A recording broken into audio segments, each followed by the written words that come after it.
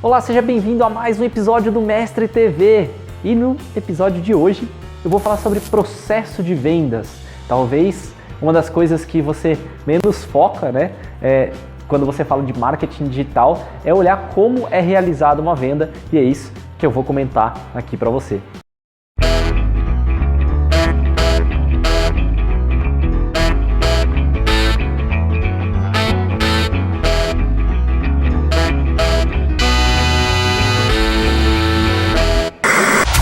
Eu tava ontem, né? Acho que foi exatamente ontem, né? Eu marquei uma ligação com o Júlio da Resultados Digitais, nosso consultor aí, né? Um grande abraço pro Júlio, todo mundo da Resultados Digitais que sempre acompanha os nossos vídeos.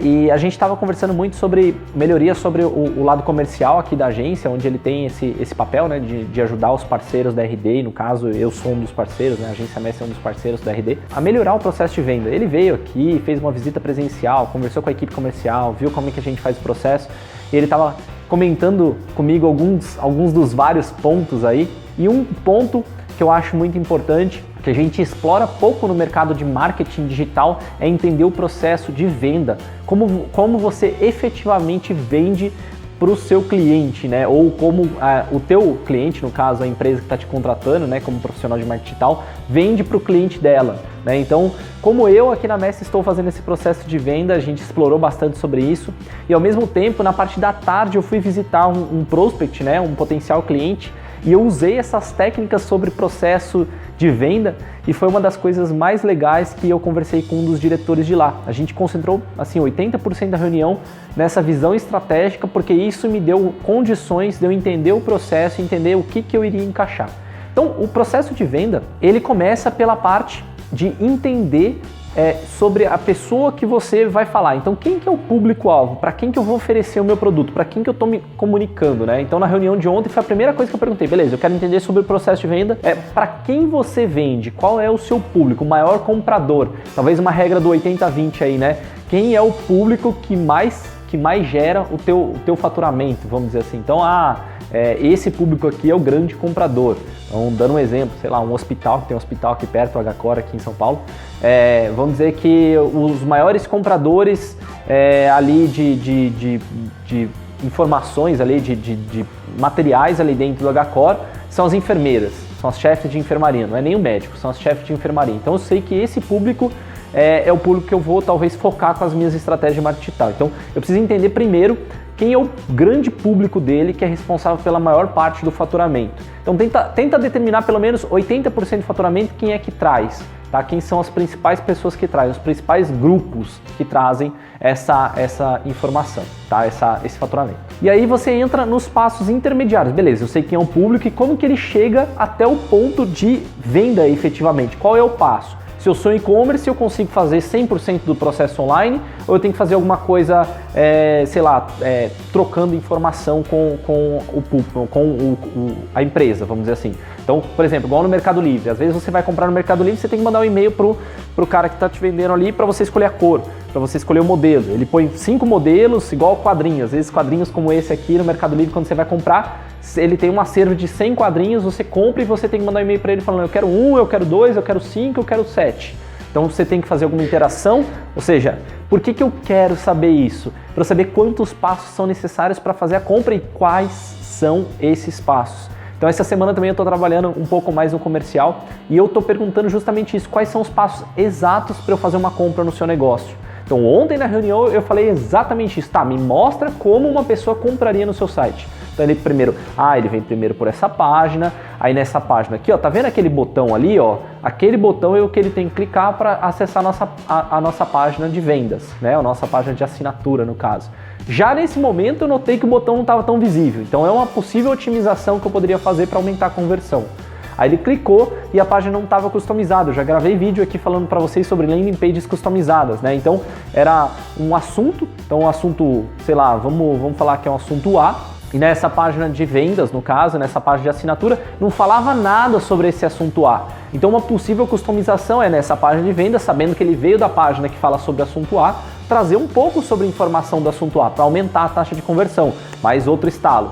E aí ele tinha que clicar ali para fazer uma compra e aí depois ele entrava no procedimento online. Mas eu ainda assim queria entender como era o procedimento online. Pago por cartão, pago por boleto, como é que funciona, como é que vai funcionar isso no dia a dia. Ah, não, é só cartão. Então é bom ficar ligado, porque às vezes o seu público não usa tanto cartão, dependendo do nicho, né, de mercado, para o público que você está conversando, por exemplo, classe C, D, E, essas variações assim, né? Tem públicos que aceitam melhor pagar via boleto do que pagar via cartão. E tem públicos que às vezes nem tem saldo no cartão para poder pagar. Por exemplo, se você for vender um curso de R$2.000, é fundamental você olhar se o seu público tem limite no cartão para poder comprar. Senão você fala, ah, não gera venda. Não é que não gera venda, e você só deu a opção de cartão. Aí você tem que entrar com boleto justamente para a pessoa conseguir pagar, tá? Então, e aí quando entra com boleto, o detalhe aí, estendendo o negócio, é que o boleto tem um tempo de compensação e tem um prazo de vencimento. Você tem que pensar se você está recuperando essa venda ou não. Então, por isso que é importante você entender o processo todo. Ou ainda em sites que vendem serviços, como é o nosso caso, né? Ou sites que precisam de uma cotação, um orçamento para entregar o produto. Então, existe uma necessidade de um tempo, né, para uma pessoa entrar em contato e fazer o orçamento. E aí o detalhe que eu quero saber é quanto tempo leva. Qual é a comunicação utilizada por esse atendente no passo a passo. E é isso que nós trabalhamos bastante na Mestre, eu e o Júlio. Ele deu vários insights, como a gente estava abordando o cliente, talvez não estava sendo o modo mais otimizado possível, mas justamente porque ele parou para ver o que a gente estava fazendo. E é uma pessoa externa, ele conseguiu ter essa visão, mas o simples parar para olhar, peraí, qual é o primeiro e-mail que eu recebo? Por quanto tempo que eu recebo? Quais informações vêm nesse primeiro e-mail? Será que ele chegou no ponto de verdade, na necessidade, da minha dor, na dor daquela pessoa que você vai oferecer o seu produto ou serviço? Então, se ele não chegou, pode ser que a sua venda não concretize. Aí você pode falar que o lead não é qualificado, que o lead não está muito quente, que aquela pessoa não está muito inclinada a fechar, mas na verdade a tua abordagem foi uma abordagem não muito legal. Tem um outro caso de um outro cliente que um dos nossos analistas estava trabalhando e precisava fazer uma inscrição, que era uma semana, né, de vídeos que ele iria fazer. Eu falei, vai e se inscreve 15 dias, 30 dias antes, foi um período mais ou menos assim, se inscreve para ver qual é a comunicação ao longo do tempo. Sabe qual foi a comunicação? Zero. A única comunicação que ele recebeu, na verdade, foi você está inscrito. Depois de 15 dias ele não recebeu e-mail algum. Então, o problema não é que conquistar leads. Às vezes a gente fica muito bitolado, né, em marketing digital, em fazer aquisição, mas como eu estou trabalhando no momento que a pessoa está chegando no ponto de conversão do meu funil.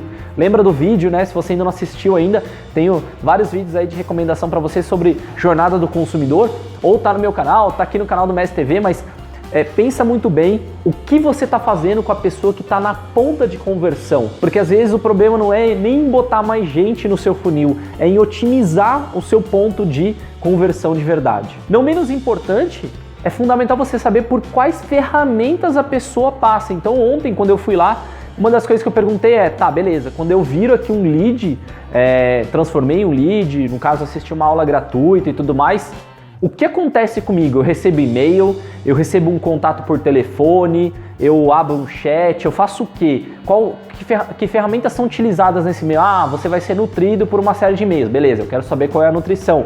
Ah, você vai ter um chat online aqui, se você estiver vendo essa aula gratuita, um chat online que as pessoas vão entrar. Eu quero ver como é essa interação, quero ver qual é a comunicação nessa interação. Ou ainda, eu entro num pipeline aqui do meu comercial e esse pipeline hoje em dia, o tempo médio para a primeira resposta é de 2 dias. Poxa, será que isso comparado à concorrência, como que é?